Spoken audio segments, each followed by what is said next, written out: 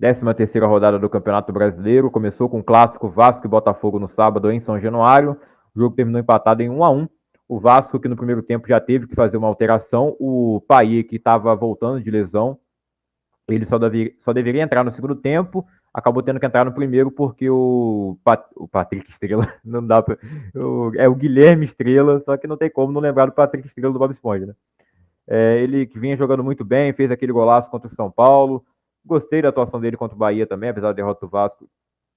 Ele se firmou ele como titular nessas duas partidas. E infelizmente ele se machucou no primeiro tempo, num lance com o zagueiro Bastos, que no segundo tempo veio a marcar o gol do Botafogo, abrindo o placar para o time treinado por Arthur Jorge. O Botafogo que teve também um jogador machucado, que foi o Tietê, né? Inclusive ali foi um lance feio, né? Porque deixou marca, né? Mas enfim, eu acho que a lesão do Estrela é pior. No caso, é porque a do Tietchan apareceu ali, o corte, né? Teve que levar a ponta ali na perna. Enfim, o Pablo Verrete conseguiu o empate para o Vasco num cruzamento de Lucas Piton, que de vez em quando acerta o cruzamento na medida. E o Verrete, ele sempre briga para ganhar todas dentro da área, ganhou. E vi gente falando que o goleiro pulou atrasado, mas acho que o Léo Jardim falhou mais no gol do Bastos. Você pode dizer talvez que os dois goleiros tenham falhado, mas eles estão indo bem. O Léo Jardim salvou o Vasco ano passado, salvou várias vezes nessa temporada. Então não vou criticar muito. E o empate, no final das contas, foi o resultado justo, né? O Botafogo teve mais finalizações, 13 contra 10 do Vasco, mais finalizações no alvo. O Léo Jardim ainda salvou o Vasco algumas vezes. E o Vasco teve mais posse de bola. E o Payet, que entrou no lugar do Estrela, acabou sendo substituído e saiu muito bravo, né? Com razão, eu acho que o Vasco, no momento que estava dominando a partida ali, não tinha por que tirar o Payet, na minha opinião. Ainda mais porque ele não começou jogando. Ah, mas ele não ia jogar o jogo inteiro. Ele não jogou o jogo inteiro. Jogou mais tempo do que iria jogar. Jogou, mas se ele acha que pode ficar dentro de campo, que ele fique, né? A não ser que tenha sido uma decisão do médico. Agora, se foi só do treinador, né? O Rafael Paiva interino, eu acho que ele errou. Enfim, o Botafogo vai numa sequência aí onde ele teve uma derrota, né, pro Criciúma, depois ele vence e agora ele empata com o Vasco no clássico fora de casa. Os dois jogos que tiveram no sábado foram dois empates em 1-1, né? O Cuiabá empatou com o Bragantino em 1-1 lá no Mato Grosso. O Cuiabá sai na frente aos 33 minutos, Derek Lacerda abre o placar para o Dourado, mas Elinho empata para o Red Bull Bragantino num golaço. Que finalização, que recurso. O Elinho tá jogando muito nessa temporada, é um jogador aí a se observar. Acho difícil que ele permaneça no Bragantino para a próxima temporada. Talvez ele até continue dentro da franquia Red Bull, mas ele possa ir talvez para o RB Leipzig, né, que é o principal time da franquia lá na Alemanha. Ou pode ser vendido para outro time também. O Atlético Mineiro empatou em 1-1 com o Atlético Goianiense, né? Os três primeiros jogos, empates pelo mesmo placar, né? O Atlético Mineiro recebeu o Atlético Goianiense então, na Arena MRV. Esse jogo foi domingo às 11 da manhã. E aos 11 minutos de jogo, Luiz Fernando abriu o placar para o Atlético Goianiense, um belo gol. E o Paulinho, aos 23, empatou para o Galo. E assim terminou 1-1 no duelo dos Atléticos em Minas. Grêmio e Fluminense, que se enfrentarão nas oitavas de final da Libertadores, se enfrentaram no Estádio Centenário, lá no Rio Grande do Sul. O Grêmio que ainda não pode jogar na sua casa, né, devido a toda a tragédia que aconteceu lá no estado, né? E o Grêmio venceu por 1-0. Gustavo Nunes abriu o placar, fez o gol do jogo. O Fluminense ainda teve a expulsão do Lucumi no final da partida, mas isso não influenciou em nada. O Fluminense jogou mal novamente. E para quem estava pensando em manter o Marcão, que foram as palavras do presidente Mário Bittencourt, depois da segunda derrota seguida, ele foi rapidamente buscar um treinador e trouxe o Mano Menezes, que estava livre no mercado, né? Depois de fazer um trabalho no Corinthians. Os últimos dois trabalhos dele havia sido esse no Corinthians, que foi muito ruim, e um trabalho mediano no Internacional, né? Que ele fez uma boa metade de ano ali em 2022. No final, o trabalho já estava ruim em 2023, né? Ele foi vice-campeão em 2022, aí saiu, foi para o Corinthians, conseguiu salvar o time do rebaixamento. Eu acho que foi muito mais por incompetência do Santos e de outros times. Mas agora ele vai para o Fluminense tentar salvar o time do rebaixamento também, né? É um estilo de jogo completamente diferente do Fernando Diniz. Vamos ver como a equipe vai se adaptar.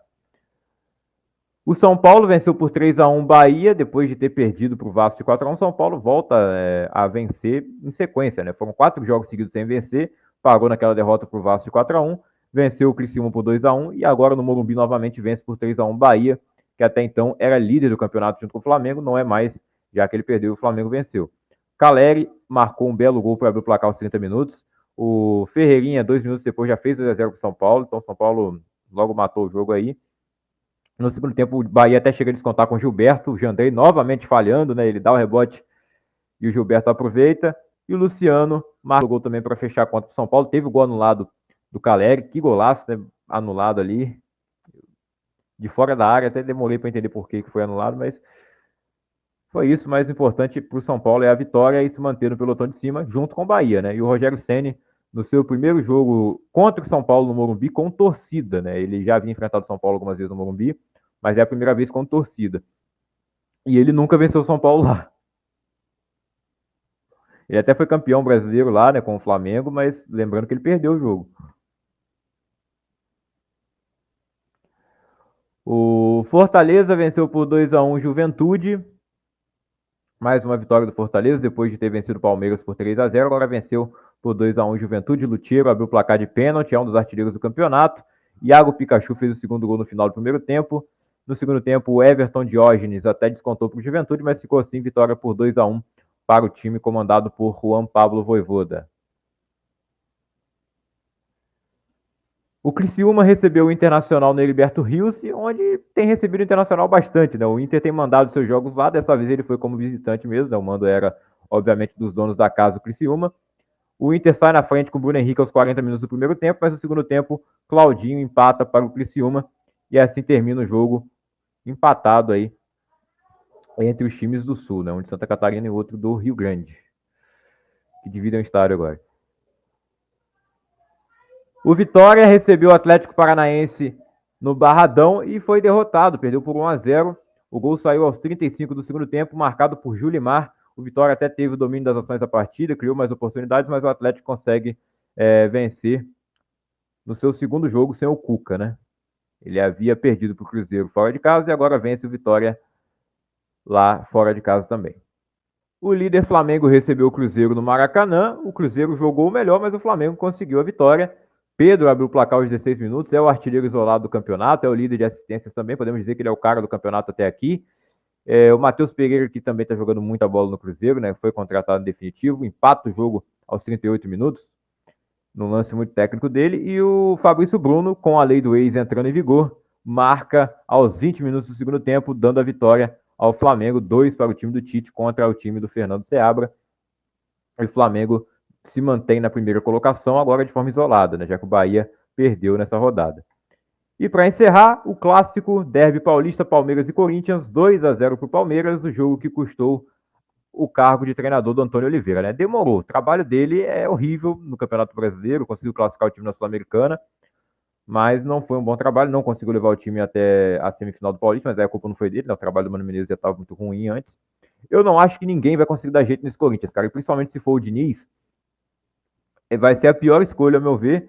E quem vier, cara, eu não vejo perspectiva nenhuma de melhor pro Corinthians, não. Eu acho que a chance do Corinthians cair é muito grande esse ano. E o Palmeiras segue ali no pelotão de cima, né? No retrovisor do Flamengo. Se demora, a gente sabe que o Palmeiras chega. Foi assim com o Botafogo no ano passado.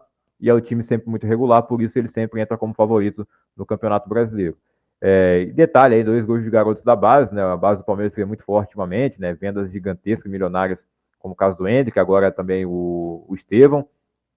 O Fabinho faz o primeiro gol, onde o Rafael Veiga cobra a falta pro gol, só que a bola bate na cabeça do Fabinho e entra no gol, né? Vai na trave antes ainda, sem chance pro goleiro Donelli, que assumiu a titularidade aí depois que o Carlos Miguel, né, já foi lá pro Nottingham Forest. E tá indo bem, tá indo bem. O problema do Corinthians não é goleiro, não era o Cássio. O Cássio estava cometendo algumas falhas, estava, mas o Carlos Miguel também teve falha. Eu vi gente falando que o Donelli falhou no segundo gol porque ele não saiu no escanteio. Não falhou, cara. Ele salvou o Corinthians na partida contra o Cuiabá, defendeu o pênalti e tudo.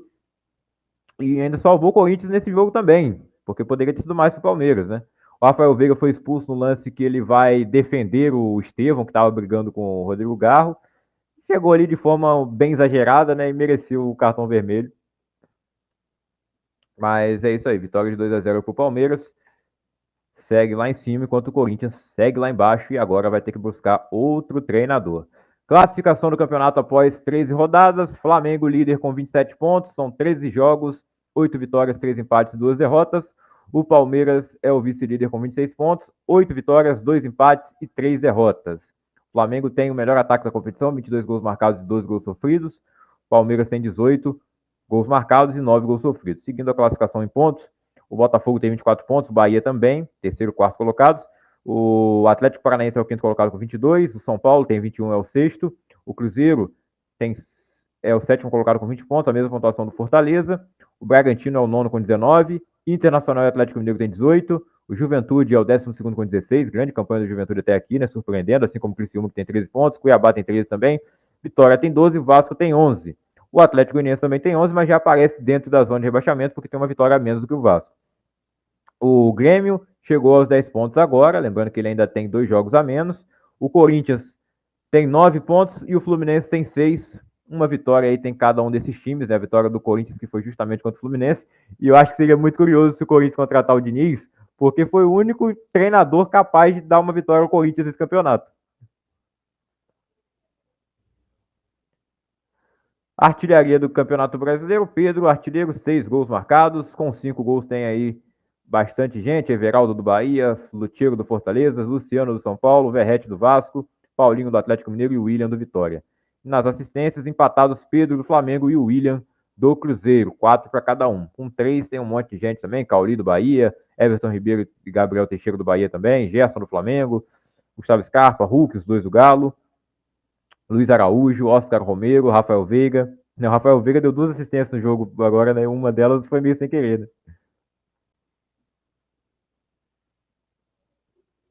É isso aí, pessoal.